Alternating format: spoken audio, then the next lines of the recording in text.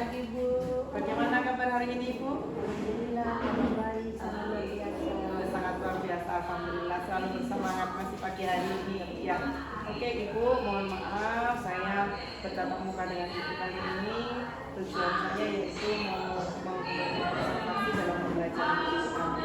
Yaitu yang nanti banyak yang saya tanyakan yaitu dari tujuan, media yang dipakai, terus strategi yang dipakai seperti apa. Nanti Ibu bisa membantu saya dalam mengimplementasikan kegiatan pada pagi hari ini. Apakah bisa Ibu? Insya Allah Ibu bisa. Ya, alhamdulillah. Oke, yang saya tanyakan pertanyaan Ibu, yang pertama yaitu tujuan pembelajaran pada pagi hari ini apa Ibu?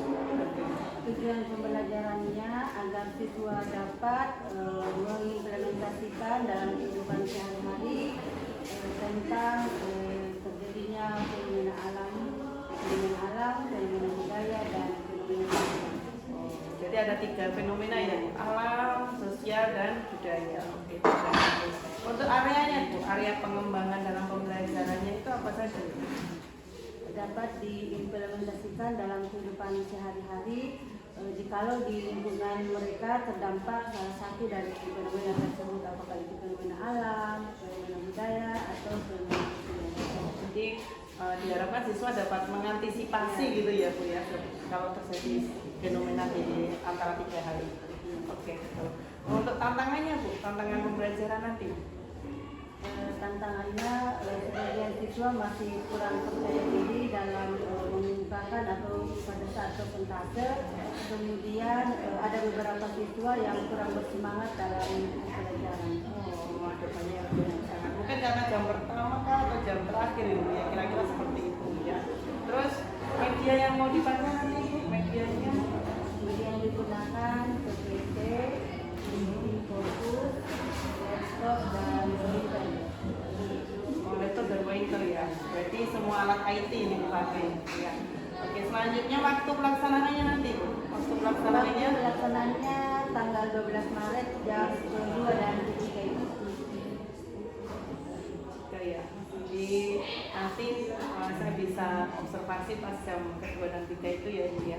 Yang terakhir ini Bu, insya Allah. Yang terakhir ini strategi pembelajarannya nanti Bu, yang dipersiapkan dalam pembelajaran.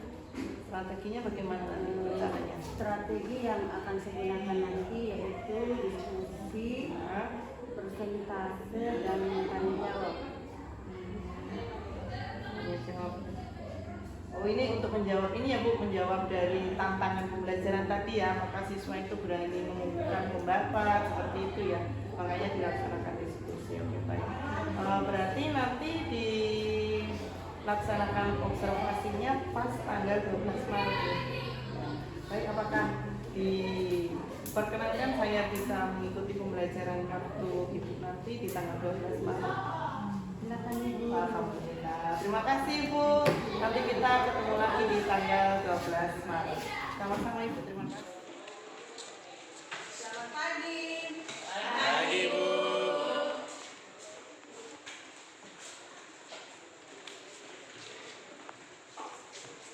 Baiklah anak-anak, selamat pagi semua. Apa kabar?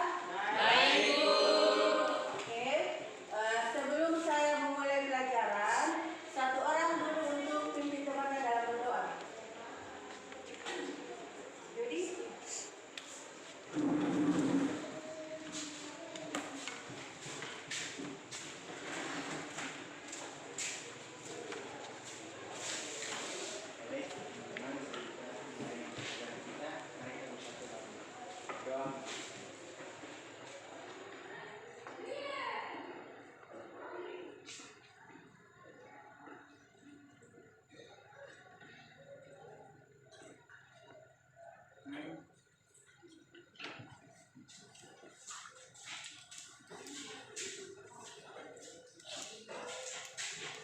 anak-anak siapa yang sudah hadir hari ini? Semua hadir? Iya Bu. Oke, baiklah ya. Semoga semuanya sehat semua ya. Sehingga pada hari ini kita bisa sama-sama hadir di kelas ini untuk mengikuti pelajaran kita pada hari ini, yaitu mata pelajaran bahasa Indonesia. Sebelum kita belajar, mari kita beria-ria dulu ya, beria-ria dulu. Kalau Ibu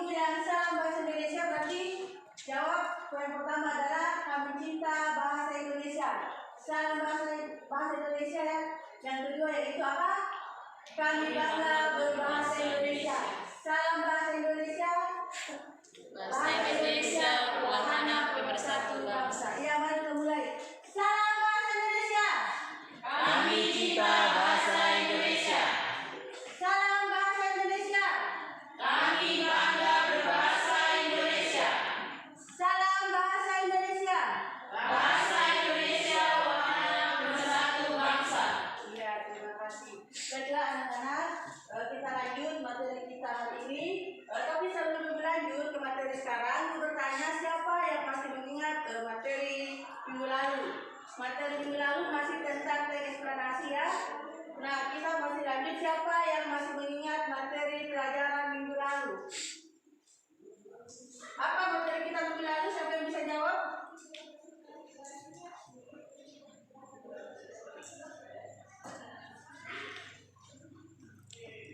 Materi kita minggu lalu apa? Masih ingat kan materi kita minggu lalu? Anji? Apa? Iya, materi kita minggu lalu yaitu mengidentifikasi teks eksplanasi. Kemudian siapa yang masih mengingat apa pengertian dari teks eksplanasi? Siapa yang bisa angkat tangan? Ya, silakan. Apa?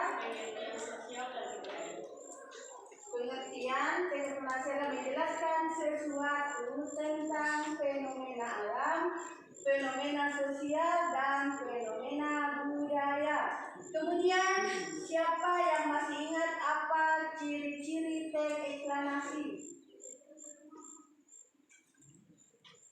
Tadi kayak apa? Terus apa lagi? Membahas tentang pengetahuan, fokus pada objek dan eksplanasi. Iya, jadi yang pertama bersifat faktual, yang kedua bersifat ilmu pengetahuan, dan yang ketiga adalah fokus pada apa yang dieksplanasikan.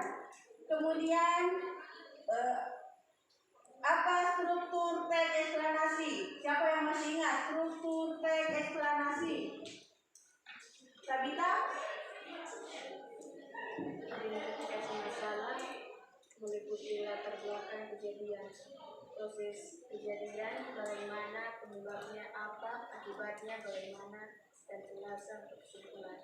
Iya, jadi struktur eksplanasi itu ada tiga. Yang pertama adalah mengidentifikasikan masalah, yang kedua proses kejadian, dan yang ketiga adalah ulasan atau simpulan.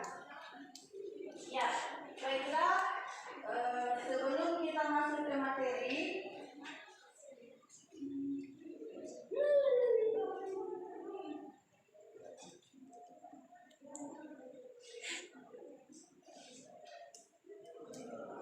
jadi kita masuk ke materi. Sekarang materi kita yaitu menganalisis unsur kebahasaan teks eksplanasi.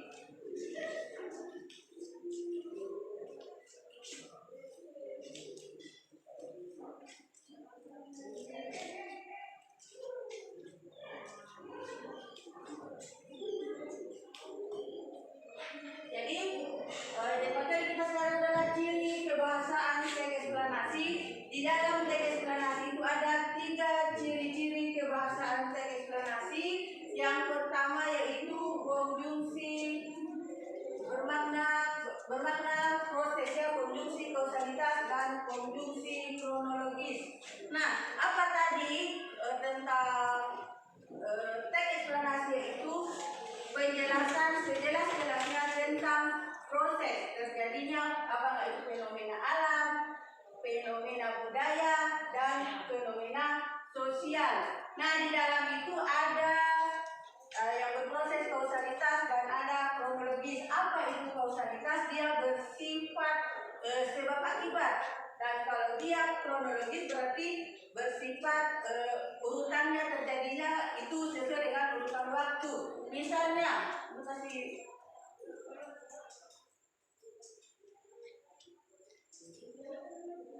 ini apa? Ini gambar apa? Banjir. Itu termasuk fenomena apa? Alam. Kalau ini tsunami.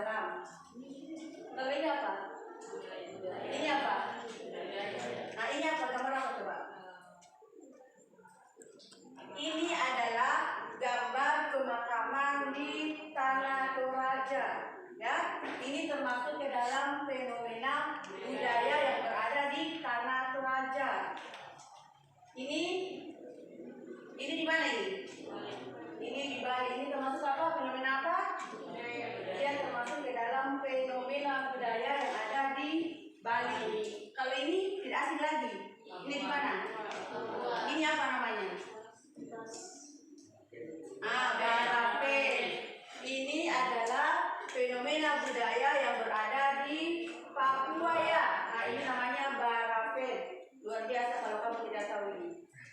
Oke, kita lanjut. Kalau ini apa? Fenomena sosial. Ini apa ini? Nah, lagi tawuran atau berkelahi. Nah, ini termasuk ke dalam fenomena sosial. Kalau ini apa nih? Sampah. Ini gunung sampah. Ini masuk ke dalam apa? Sosial. Fenomena sosial. Kalau ini, ini kamu semua ini. Apa ini? Pabi atau biasa dibilang mabuk HP. Nah, ini biasa di kelas tidak saling mengenal, tidak saling sapa lagi karena masing-masing sibuk dengan dia punya HP. Ini juga termasuk ke dalam fenomena sosial dan ini sangat marak di kita ya. Nah, oke, sampai di sini paham yang mana itu fenomena. Jadi aku kasih gambaran sekilas tentang fenomena ya, fenomena budaya, fenomena sosial dan fenomena alam. Makanya pembedakan nanti fenomena alam ini yang begini yang berkaitan dengan teks eksplanasi. Paham ya?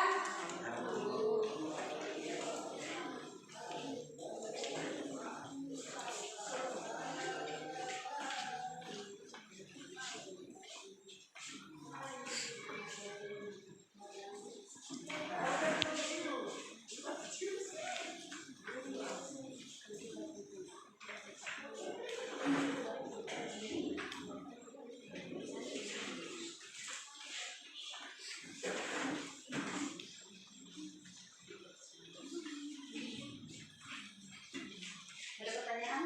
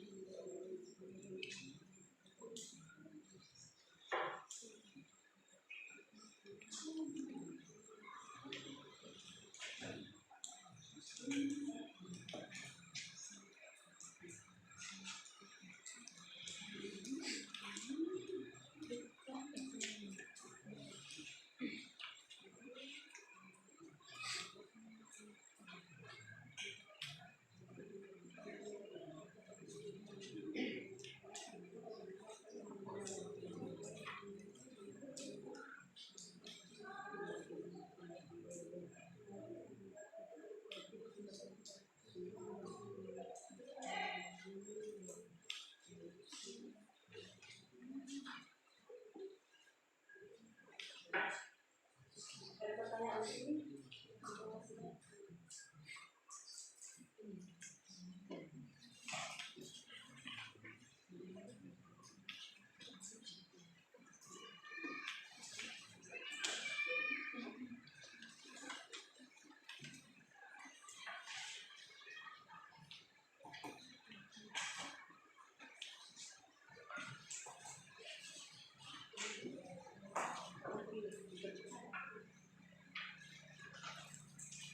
Yang mana sudah?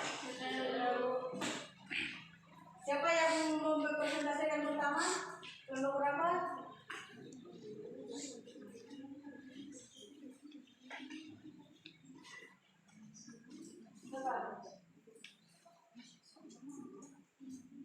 Siapa yang presentasikan pertama? Putri? Ibu berapa orang? 2 orang.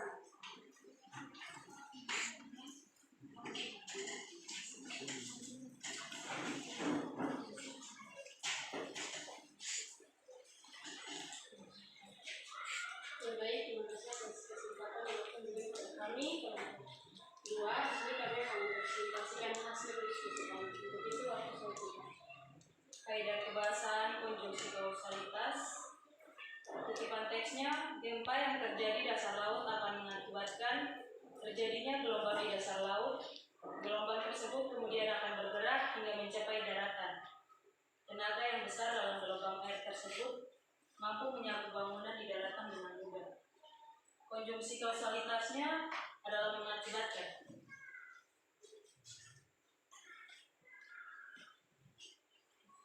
Baik itulah hasil diskusi kami.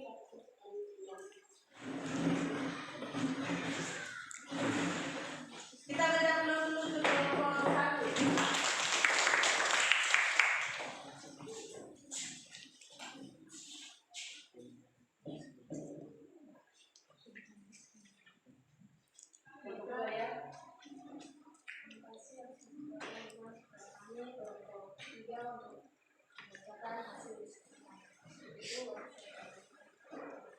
Untuk kaidah kebahasan yang pertama yaitu konjungsi kausalitas.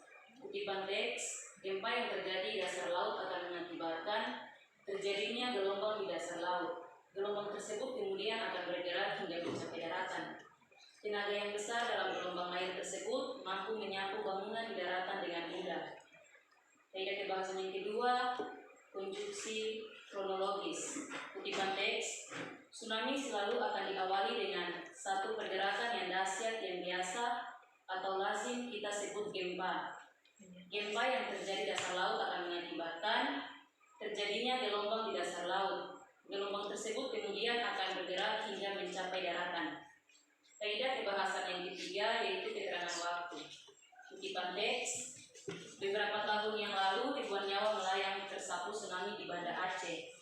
Akan tetapi, berdasarkan catatan sejarah, ada pula tsunami yang disebabkan letusan gunung, yakni Gunung Krakatau yang meletus pada tahun 1883. Kaidah kebahasan yang keempat, karta kerja pasif. Kutipan teks yang pertama, gempa tersebut dapat diakibatkan oleh tanah yang longsor, lempeng bumi yang bergeser, gunung berapi yang mengalami erupsi, serta meteorit yang jatuh di lautan. Yang kedua, dengan kekuatan besar, tsunami akan menyapu apapun yang dilewatinya.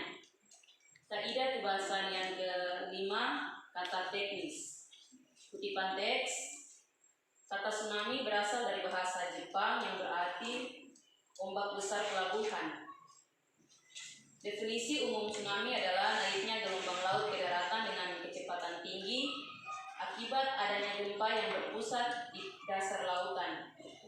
Gempa tersebut dapat diakibatkan oleh tanah yang longsor, lempeng bumi yang bergeser, gunung berapi yang mengalami erupsi, serta meteorit yang jatuh di lautan. Tsunami biasanya terjadi apabila besarnya gempa melebihi 7 skala Richter. Tsunami cukup berbahaya, terutama bagi mereka yang bermukim di sekitar pantai. Dengan kekuatan besar, tsunami akan menyapu apapun yang dilewatinya. Sekian hasil diskusi kami, waktu kami kembalikan. Jembatan seperti yang dijawab. Sebelum kami kembalikan, mungkin ada teman-teman ada tanggapan dari teman-teman maupun terima kasih.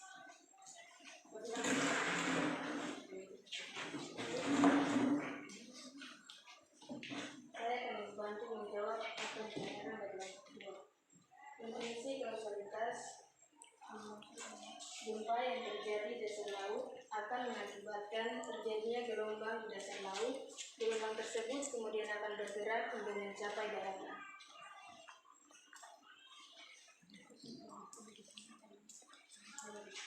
Setelah jawaban kami, apakah kelompok 2 sudah puas dengan jawaban kami? Kausalitasnya di maksudnya di kata yang bagaimana?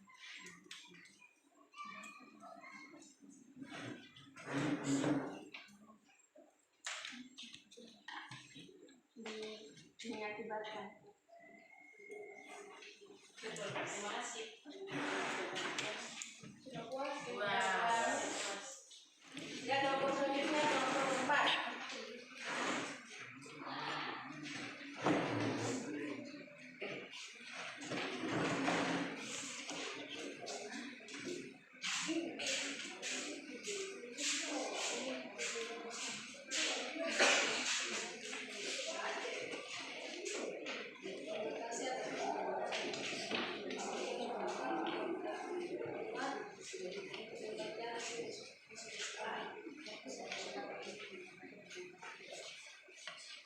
Analisis kaidah kebahasaan yang terdapat dalam teks eksplanasi dengan format berikut. Kaidah kebahasaan. Satu, konjungsi kausalitas. Konteks gempa yang terjadi di dasar laut akan mengakibatkan terjadinya gelombang di dasar laut. Gelombang tersebut kemudian akan bergerak hingga mencapai daratan. Tenaga yang besar dalam gelombang air tersebut mampu menyapu bangunan di daratan dengan mudah. Poin kedua, konjungsi kronologis. Kutipan teks, tsunami selalu akan diawali dengan suatu pergerakan yang dahsyat yang bisa atau lazim kita sebut gempa. Gempa yang terjadi di dasar laut akan mengakibatkan terjadinya gelombang di dasar laut. Gelombang tersebut kemudian akan bergerak hingga mencapai daratan. Poin ketiga yaitu keterangan waktu. Kutipan teks, beberapa tahun yang lalu ribuan nyawa nelayan tersangkut tsunami di Banda Aceh. Akan tetapi, berdasarkan catatan sejarah, ada puluhan tsunami yang disebabkan letusan gunung, yakni Gunung Krakatau yang meletus pada tahun 1883. Poin keempat yaitu kata kerja pasif. Kutipan teks, gempa tersebut dapat diakibatkan oleh tanah yang longsor, lempeng bumi yang bergeser, gunung berapi yang mengalami erupsi, serta meteorit yang jatuh di lautan. Dengan kekuatan besar, tsunami akan menyapu apapun yang dilewatinya. Poin kelima yaitu kata teknis.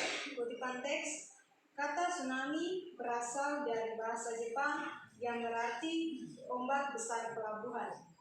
Definisi umum tsunami adalah naiknya gelombang laut ke daratan dengan kecepatan tinggi akibat adanya gempa yang berpusat di dasar lautan. Gempa tersebut dapat diakibatkan oleh tanah yang longsor, lempeng bumi yang bergeser, gunung berapi yang mengalami erupsi, serta meteorit yang jatuh di lautan. Tsunami biasanya terjadi apabila besarnya gempa melebihi 7 skala Richter. Tsunami cukup berbahaya, terutama bagi mereka yang bermukim sekitar pantai. Dengan kekuatan besar, tsunami akan menyapu apapun yang dilewatinya.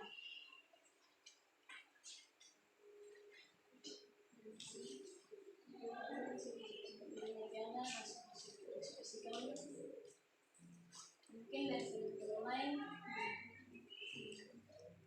ada kelompok 3. Ya, saya dari kelompok 3 akan memberikan pertanyaan kepada kelompok 4. Coba sebutkan kata-kata teknis yang terdapat dalam paragraf tersebut.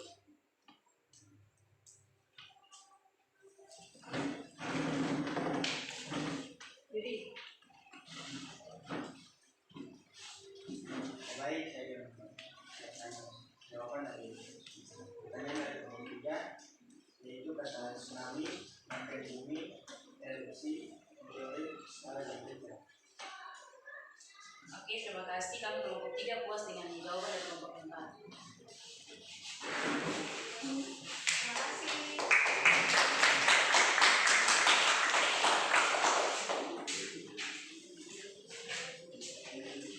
Ya, sangat luar biasa semua kelompok telah mempresentasikan hasil dari diskusi kelompoknya ya. Ibu berikan aplaus satu kali lagi. Baiklah, dari KPD Ibu Bagi tadi kalian sudah bisa menjawab dan menentukan unsur-unsur kebahasaan yang terdapat dalam teks yang berjudul gelombang yang merusak. Ya, kemudian sebelum pelajaran kita akhiri, kita menarik kesimpulan dulu untuk apa kita mempelajari teks eksplanasi. Tujuan kita mempelajari teks eksplanasi supaya kita bisa mengetahui dengan sejelas-jelasnya fenomena yang terjadi di lingkungan kita, di lingkungan kehidupan kita sehari-hari.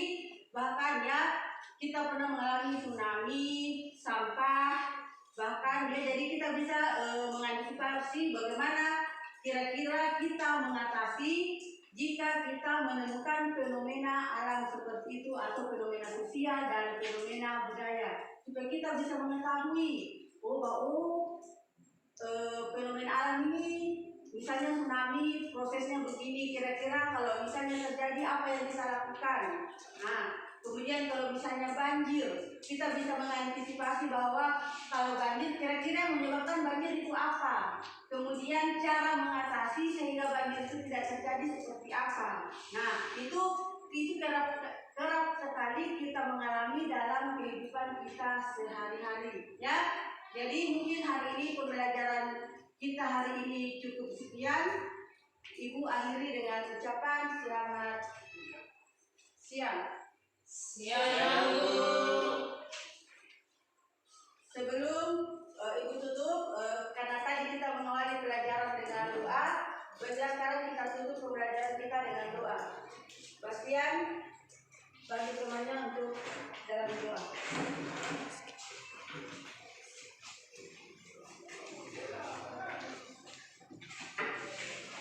Baik teman-teman, saya dulu kita mengerti pada yang kita di saat ini, mari kita berdoa. Doa, mulai.